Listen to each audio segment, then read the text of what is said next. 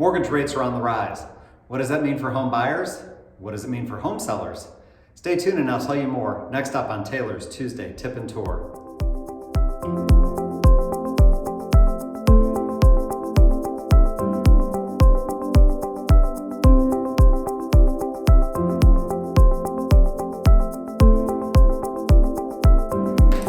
Hey everybody, I'm David Taylor. Welcome to Taylor's Tuesday Tip and Tour.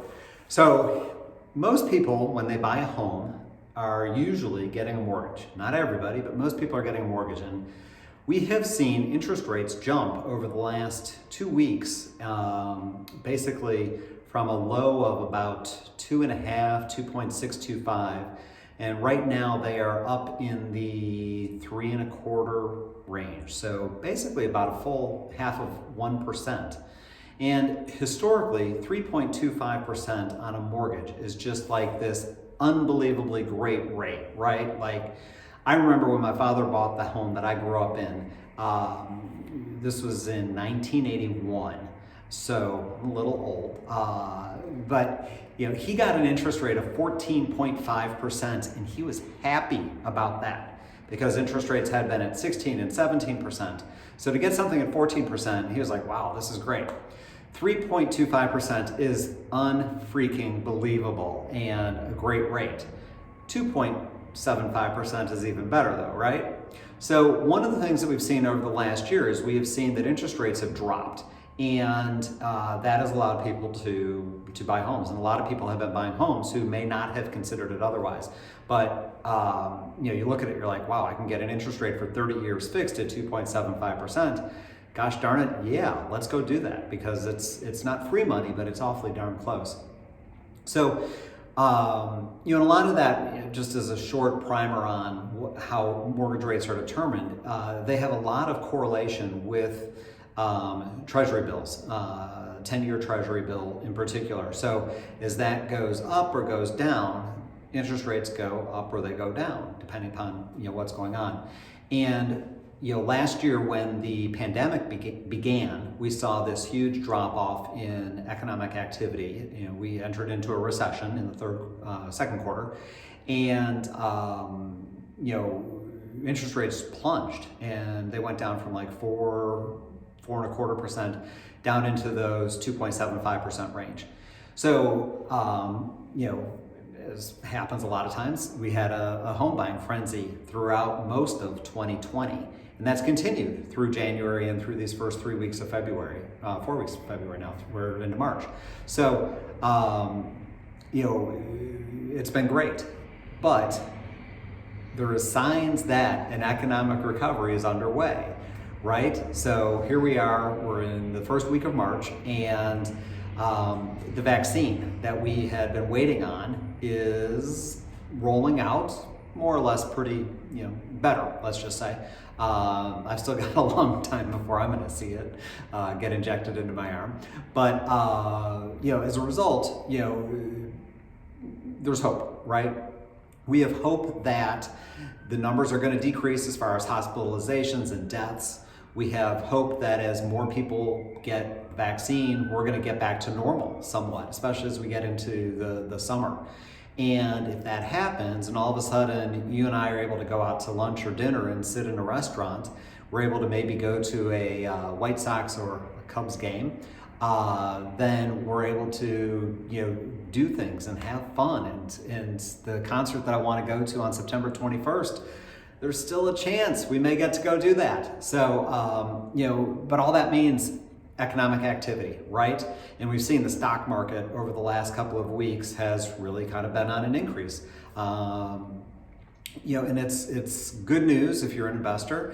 What it means to you and me on Main Street is not a whole lot, other than the fact that interest rates are going up. So is this the end of 2.75% interest rates, or interest rates below 3%?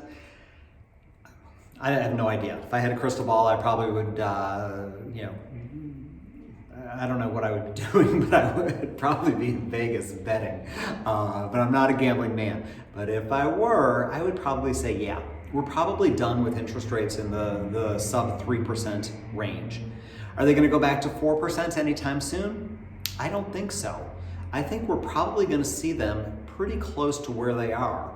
The Federal Reserve has indicated that they plan to keep interest rates low at least through 2023. That's a long time. I'm not sure it's going to stay that long. I think it's quite possible by the end of this year they're going to start talking about maybe raising them a little bit in 2022. But I don't see interest rates getting much higher, and as a result, I don't see mortgage rates jumping much above 4%. So we still have an awesome, amazing, great, wonderful opportunity here if you're a home buyer to purchase a home, lock in a 30-year fixed rate mortgage for under 4%, and own a home. You still get all the tax write-offs, below certain thresholds and all that sort of stuff, but it's still a wonderful way to build long-term wealth in America. And that is something that I am very passionate about. So just some quick numbers here. We've seen a 0.5% increase. So basically on a $500,000 mortgage, home buyers have lost about 5.5–6% of their purchasing power because interest rates are now up by about $125. I'm sorry, the interest rate is up by 0.5 point. The payment, though, is up by about $125 on that $500,000 mortgage. Now, if you have a $300,000 mortgage, it's going to be a little bit less. If you have an $800,000 mortgage, it'll be a little bit more.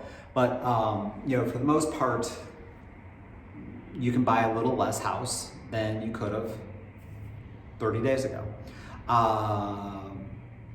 And conversely, if interest rates keep climbing and all of a sudden they go to 3.75%, then all of a sudden that payment's $250 higher, and it's about an 11% loss of purchasing power. So what does this mean for buying? What this means for buyers is, you may want to take a look at making a move sooner rather than later. We are coming into the spring and summer market in Chicago, which historically is when most home sales occur, and most buyers are out looking at homes at that point. And if you're thinking, hey, my lease is up in May, let's get moving. Let's start thinking about it, because it really could make a big difference in how much you can afford to purchase. From a home seller's perspective, if you're not buying a new home, no big deal. Or if you've already purchased the home, no big deal. Or if you're going to pay cash for it, no big deal. If you're going to go out and purchase a new home, whether you're trading up or downsizing, you are affected by those same interest rate effects as far as the increase goes and affecting your purchasing power. Where it really could end up coming around, though, to affect home sellers is it could decrease the number of buyers out there. We have a limited number of homes for sale throughout the country, as I've talked about, but also in Chicago. And as such, we're seeing multiple offers on many homes. And rather than getting 4 or 5 offers, you may only get 1 or 2, which isn't necessarily a bad thing, as long as they're well qualified and they're going to go to the closing table and you're going to get a check or a wire for your proceeds. But that's probably going to be the biggest thing is, all of a sudden the pool of buyers shrinks a little bit. And, we have been out of balance with inventory and demand over the last year, since last March. And it's, probably going to continue to some point, because the number of homes on the market isn't going to magically just double and all of a sudden, there's a home available for everybody at every price point. It's going to continue to be an issue going forward, and it's going to be something, though, that probably decreases the pool. So if in the past we had 10 buyers for every 1 home, maybe we only have 6 or 7 or 8 for that single home, for that home. Like I said, that isn't a horrible thing. So if you have any questions about interest rates or about mortgages, I've got some great lenders that I would be more than happy to connect you with. I used to be a lender 20 years ago, so I know a little bit more about it than most realtors do. And I'd be happy to share my expertise, but more importantly, I'd be happier to connect you with somebody who can share you their expertise.